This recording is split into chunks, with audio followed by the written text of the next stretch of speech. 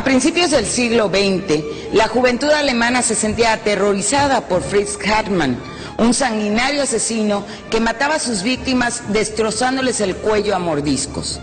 Por esa característica de asesinato, le vinieron apodos como el carnicero de Hannover o el vampiro de Hannover. Esta es su historia. A principios del siglo XX, la juventud alemana se vio aterrorizada por Fritz Hartmann, un sanguinario asesino que mataba a sus víctimas desgarrando su cuello a mordiscos. De su brutal forma de asesinar, le vinieron apodos como el vampiro de Hannover y el carnicero de Hannover. Friedrich Heinrich Karl Fritz nació en Hannover, Alemania, en 1879. Era el sexto hijo de una familia pobre. Desde pequeño, Fritz era un niño tímido y callado, que rechazaba deportes de hombres y prefería jugar con los juguetes de su hermana. También era un mal estudiante, por lo que a los 16 años ingresó a la Academia Militar. Hartmann regresó a Hannover y consiguió un empleo en una fábrica de cigarros. En 1898 fue arrestado por abusar de niños. Un psicólogo declaró a Fritz no apto mentalmente para ser enjuiciado y posteriormente fue enviado a una institución mental de forma indefinida. 6 meses después, Hartmann escapó y huyó a Suiza, donde trabajó durante 2 años antes de regresar a Alemania. En 1914, Hartmann fue condenado por una serie de cargos de robo y fraudes cuando comenzaba la Primera Guerra Mundial.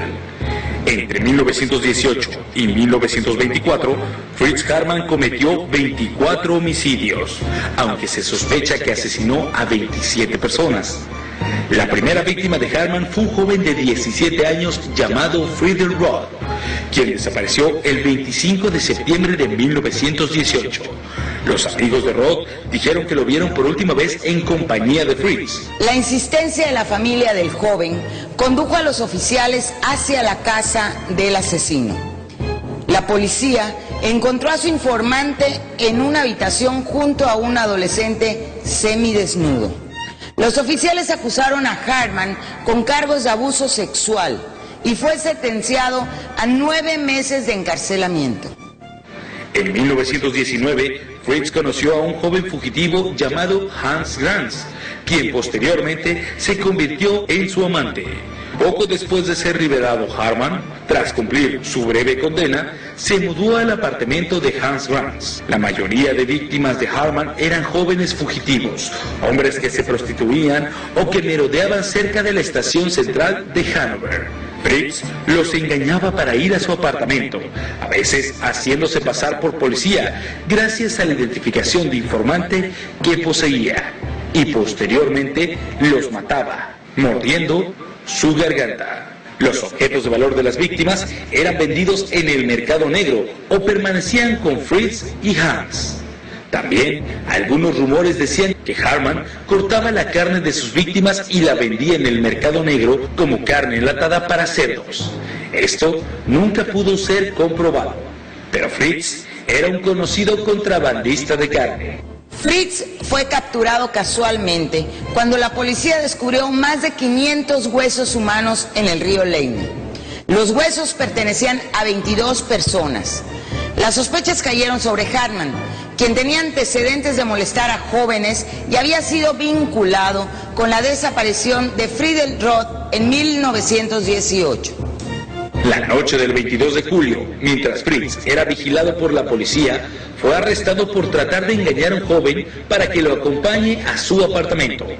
La vivienda de Hartmann estaba completamente ensangrentada.